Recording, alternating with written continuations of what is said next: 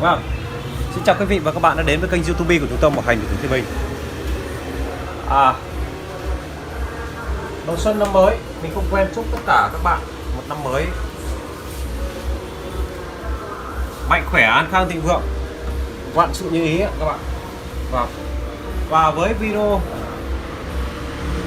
mới ngày hôm nay thì mình sẽ cùng các bạn đi kiểm tra sửa chữa một con TV Samsung.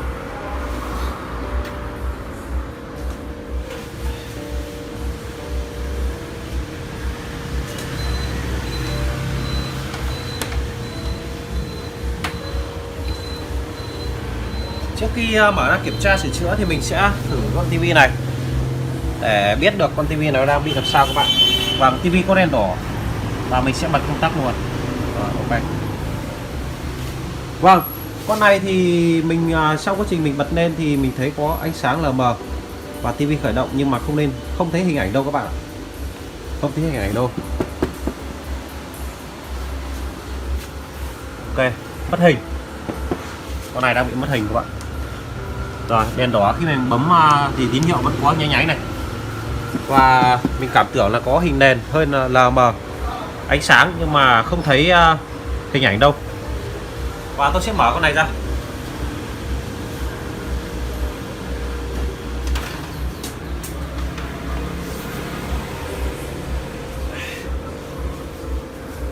Các bạn hãy cùng mình mở và sửa chữa một con TV này. Mình sẽ chỉ cho các bạn cách kiểm tra một con TV bị như thế này thì nó hỏng hóc kiểu gì và sửa chữa ra làm sao.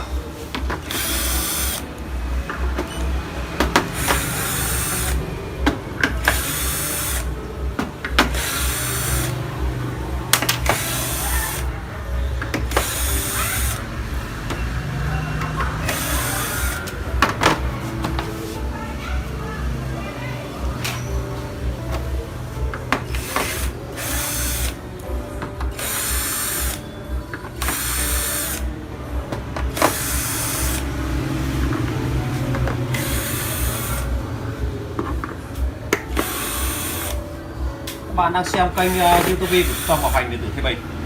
Và trong thời gian qua thì mình thấy rất là nhiều bạn theo dõi kênh của mình và cũng xem những video của mình. Mình cảm thấy những cái video làm ra những cái video rất là tiện ích.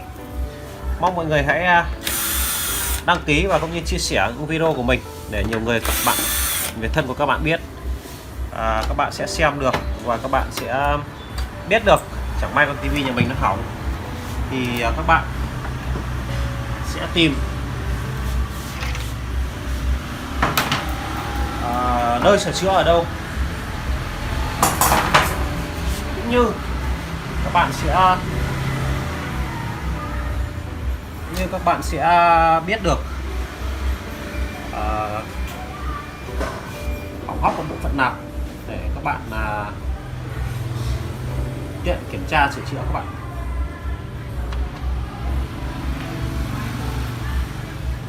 Con này sau khi mình mở ra thì mình thấy hai ốc Boticon này không vặn các bạn này, và nó đang bị chặt ra, cái ớt ra. Bây giờ mình sẽ cắm tín hiệu vào.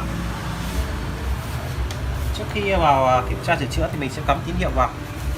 Rồi, con này đang có hiện tượng sau khi mình cắm vào thì mình thấy có hiện tượng khói bốc ra các bạn ở bo chính. Khói bốc ra ở bên chính các bạn này, con IC này thì không biết là đang có hiện tượng chập ở Boticon các bạn. Mình cắm lại lần nữa các bạn này. Và cái bo này mình thấy là cái con IC này đang bị cháy rồi, bị cháy như thế này rồi, khét mù các bạn.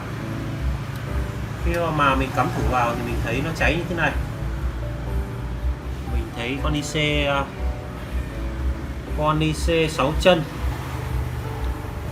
bị cháy như thế này thì không biết là màn hình con này nó nên là con IC nguồn cấp cho Boticon màn hình, các bạn. Rồi, các bạn vừa thấy mình cắm điện vào và mình thấy các bạn sẽ thấy được cái con IC này nó bốc khói ra và nó cháy các bạn này. Con IC 8 chân này, đây con này, bốc khói nó cháy. Và nguyên nhân tại sao một con này nó cháy thì bây giờ tôi sẽ kiểm tra. Mình sẽ phải kiểm tra.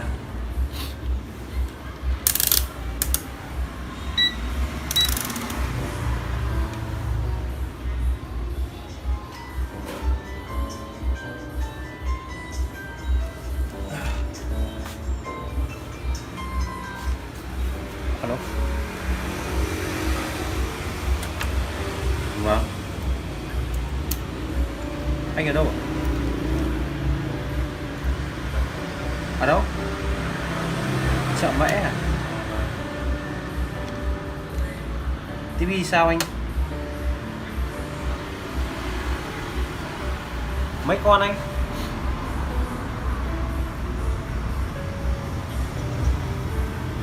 À thợ, anh thợ.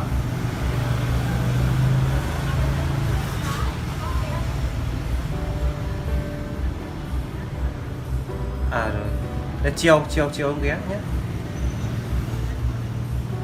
Sao tầm 3-4 giờ em ghé. Qua lúc nào em gọi lúc đấy nhé. Vâng anh cứ đi đi. Rồi ok nhé. Bye bye.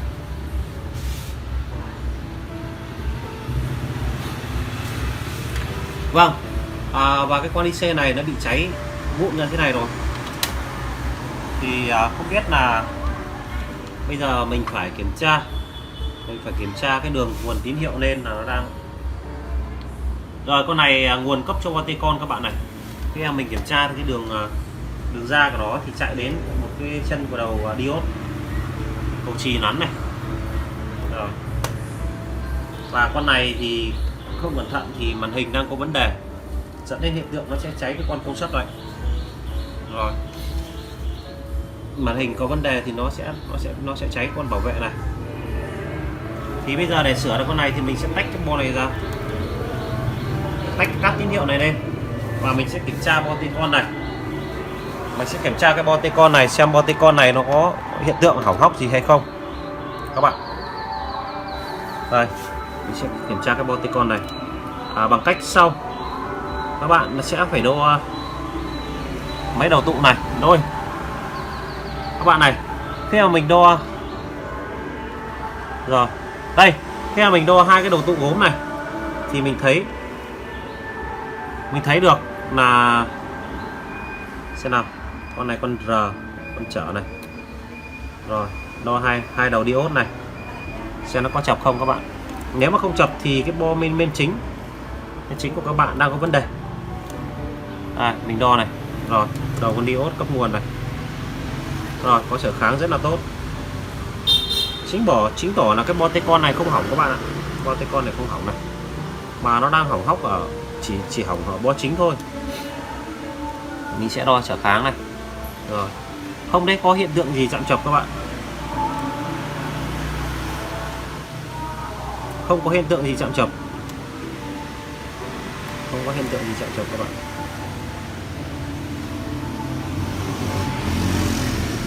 Rồi chính tỏ cái bo này không cháy, không hỏng, mà hỏng cái con IC 6 chân này, nguồn cấp cho Boticon hoạt động. Thì bây giờ mình sẽ phải mở cái bo chính này ra. Tôi sẽ mở cái bo chính này ra và tôi sẽ xử lý, sửa chữa cái thay thế con IC này. Rồi, ok.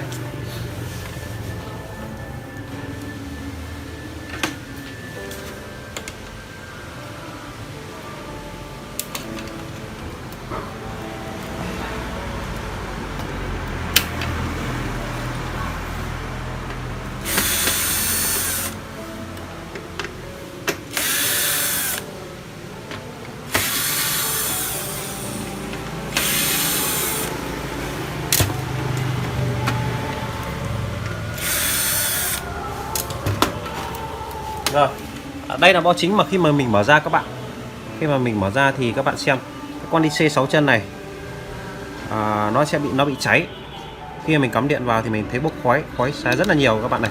Cháy thành than và nó mất chỉ số. Đấy, mất chỉ số. Thì để mà sửa chữa để giải quyết con này thì các bạn sẽ cần phải có một cái bo như vậy để các bạn xem là cái con IC tương đương nó là gì. để các bạn có thể thay thế sửa chữa của mình.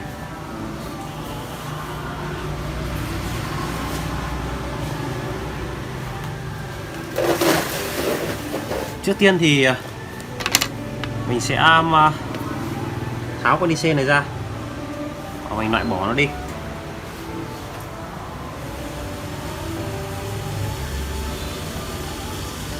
Cháy, con này cháy đèn xi luôn các bạn.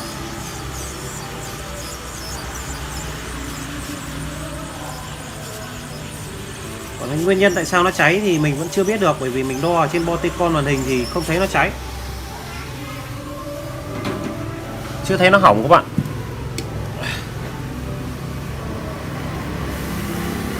Rồi nó cháy đen xi này, các bạn xem là nó cháy vỡ cả ra thế này. Nó cháy nó vỡ ra đấy, mất cả chỉ số rồi, mất cả chỉ số. Và cái này thì các bạn sẽ cần phải có một con IC khác và các bạn thay thử tương đương, rồi các bạn sẽ đo những cái bộ phận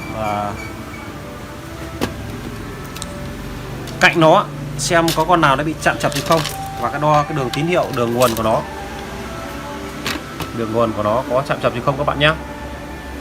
Bây giờ mình sẽ đo thử mấy con tụ cạnh nó này xem có chạm chập gì không, mà tự nhiên tại sao nó lại cháy được con IC này. Rồi, không thấy chạm chập gì. Rồi lúc này thì các bạn cần kiếm một con IC giống của nó và các bạn thay vào nằm đúng vị trí đấy, các bạn thay vào nó ok thôi. Rồi các bạn cắm điện vào các bạn thử. Bây giờ tôi sẽ tìm IC và tôi sẽ thay thử các bạn nhé. Đây, và mình kiếm được một cái bo hỏng đây. Mình thấy con IC 6 chân này nó cũng tương đối giống với cái con IC mà bị cháy. Bây giờ tôi sẽ gỡ con IC này ra các bạn. Các bạn lưu ý của tôi khi mà các bạn thay thì các bạn phải để ý đúng chiều nhé các bạn nhé. Thay đúng chiều. Đây mình kiếm được một con IC tương đối giống đây. Cũng là một cái con IC cấp nguồn cho Boticon các bạn ạ. Rồi. Mình sẽ để ý đúng chiều của nó.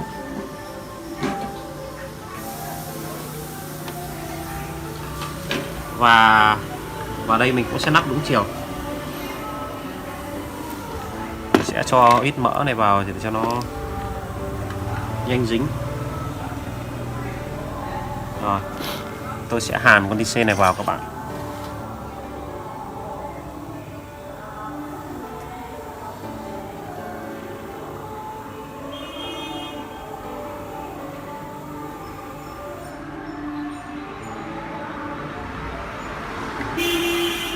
Sau khi các bạn hàn vào thì các bạn đo lại một lần nữa hộ tôi xem là nguyên nhân chạm chập là nguyên nhân ở đâu ấy.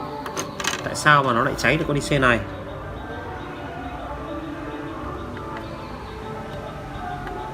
Lúc vừa rồi mình mở ra thì mình thấy cái Boticon màn hình thì nó không bắt ốc các bạn. Không bắt ốc.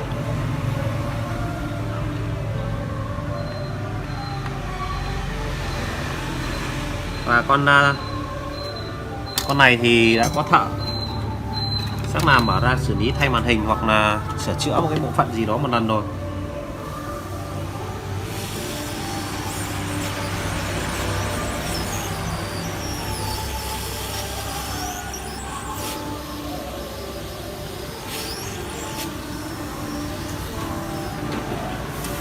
Mình không thấy bắt ốc, vì vậy mà mình cắm vào, khi mình mở nắp ra thì mình cắm vào thì thấy có hiện tượng bốc khói.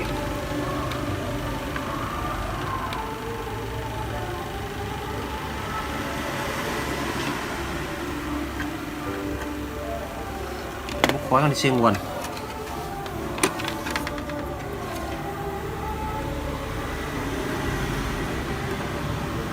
Ok, mình đã hàn xong con IC này vào rồi. Bây giờ mình sẽ đo lại một lần nữa, đo lại để mình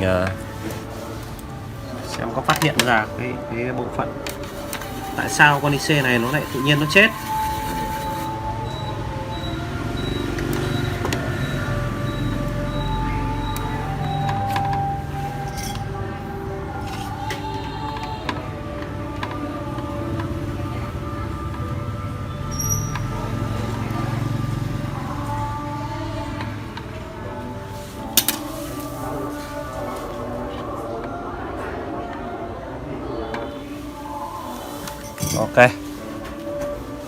xong và tôi sẽ kiểm tra lại một lần nữa con này. Tại sao con IC này tự nhiên nó chết thì các bạn phải đo. Rồi mình đo chân nguồn cấp cho nó không còn bị chạm chập nữa các bạn ạ. Thì bây giờ để phải thử các bạn, tôi sẽ cắm bo chính vào đây các bạn xem này. Hai cái ốc của Boticon này mình thấy nó không vặn vào đấy. Bây giờ mình sẽ vặn cái ốc tiếp mát và giả cho nó đấy. Không vặn vào dẫn đến hiện tượng mình nước luôn. Rồi ok, mình sẽ cắm vào các bạn nhé. Mình sẽ cắm Boticon này vào. Rồi. Bước đầu tiên, bây giờ mà mình đã thay xong IC, thay xong IC bị chạm chập thì mình sẽ đóng tất cả các đường tín hiệu này vào. Rồi cắm đúng khay để tránh cái trường hợp bị chạm chập.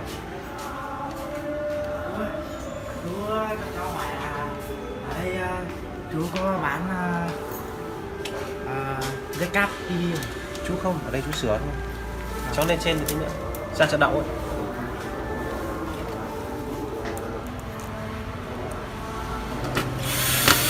Rồi mình sẽ vặn tạm ốc này vào các bạn. Rồi sau khi vặn tạm ốc, kiểm tra sơ đẳng.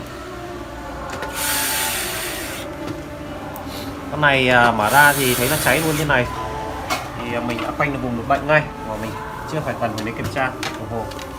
Mình sẽ phải rồi sau khi mình vặn ốc vào, mình cắm cáp vào thì mình sẽ kiểm tra một lần nữa xem nó có chạm chập hay không. Và các bạn xem này, kim đồng hồ mình đã có trở tháng và không có hiện tượng chạm chập. Bây giờ bằng cách mình sẽ thử bằng cách sau, mình sẽ cắm điện nhanh vào, sẽ cắm nguồn nhanh vào xem cái con IC này, nó có còn cháy hay không các bạn. Mình sẽ cắm cái rắc này vào, các bạn. Rồi mình quay gần để các bạn xem nhé. Cái con IC này lúc đầu nó cháy và mình đã thay con khác này. Bây giờ mình sẽ cắm nguồn vào và mình sẽ thử xem con IC còn bị cháy hay không.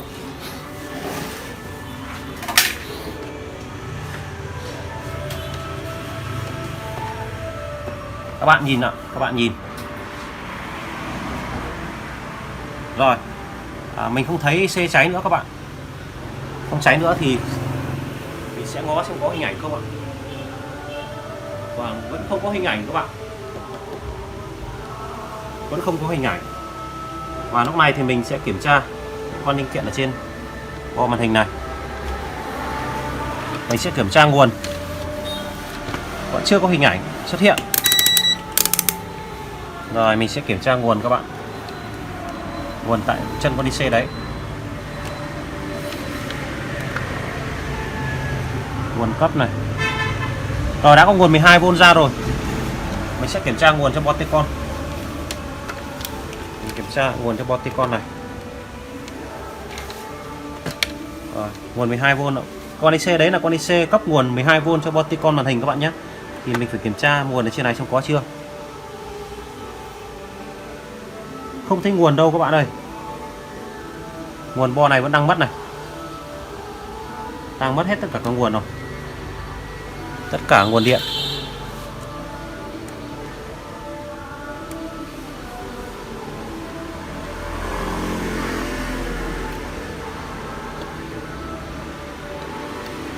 Rồi mất hết nguồn như thế này thì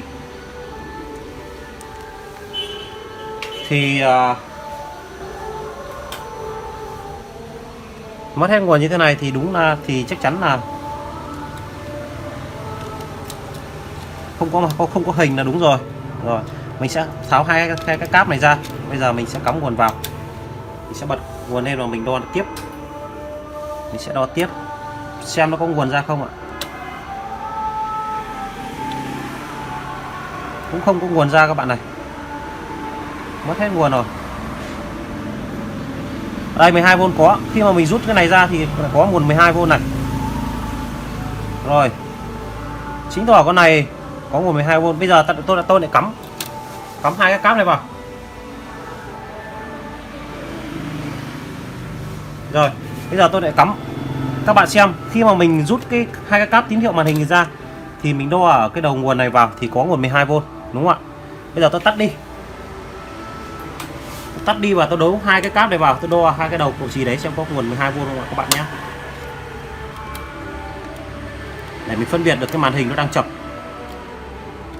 Màn hình nó đang chập. Ok, tôi sẽ bật lên ạ. Mình sẽ đo ở đây. Có nguồn 12V. Nguồn 12V ra đây, ra đây. Ra đây, nếu mà thấy ở đây phải có này. Sang đây là mất này các bạn này, thì cái cầu chì này khả năng cũng mất này. Cầu chì này đang bị rồi, đang bị mất nguồn ở cầu chì này. Thì cầu chì Boteco này đang hỏng. Boteco này đang hỏng. Và thì cái hiện tượng của tivi này ấy các bạn là cái màn hình cái Boteco này đang bị chập. Boteco này đang chập dẫn đến hiện tượng là cái con bảo vệ nguồn 12V, cấp nguồn 12V này bị cháy. Nguồn 12V này bị cháy các bạn nhé. Thì bây giờ thì các bạn phải bắt buộc phải thay cái Boteco này đi. Thì TV các bạn sẽ chạy lại bình thường. Và cái trường hợp này thì con này hãng còn bảo hành. Con này mới thay màn hình các bạn này, hãng còn thay màn hình của bên nhà cung cấp, nhà ta thay. Sự tái hiện dẫn vì vậy mà mình sẽ không sửa cái Boteco này, mà mình sẽ gửi đi để người ta thay một bảo hành, thay mới cho. Thì hôm nay mình làm một cái video hướng dẫn các bạn cách kiểm tra một con tivi, Samsung nhá các bạn nhé, bị hỏng Boteco màn hình các bạn này. Đây là cái cầu chì rất là to, cầu chì bảo vệ của nó, nguồn 12V đã có đây rồi, và cái con này không còn cháy nữa, nó đã cấp nguồn 12V cho Boteco này hoạt động. Ok, và cái bo này mình xác định bo này hỏng, thì nguyên nhân thì thường là chập màn hình này, màn hình này chập nó cũng sẽ hỏng các bạn nhé. Đấy, vậy hôm nay tôi xin tạm dừng video tại đây. Với bản bệnh này thì các bạn chỉ cần thay Boteco này đi là thường là sẽ chạy thôi các bạn ạ. Và vậy hôm nay tôi xin tạm dừng video tại đây, sửa chữa tại đây. Xin chào và hẹn gặp lại các bạn ở video lần sau. Các bạn xem và các bạn tham khảo các bạn nhé. Rồi, bởi vì là cái Boteco này của mình, cái màn hình này mình mới thay vẫn còn bảo hành, cho nên là mình sẽ không sửa, mà mình chỉ sửa main chính này thôi. Ok, xin chào và hẹn gặp lại các bạn ở những video lần sau.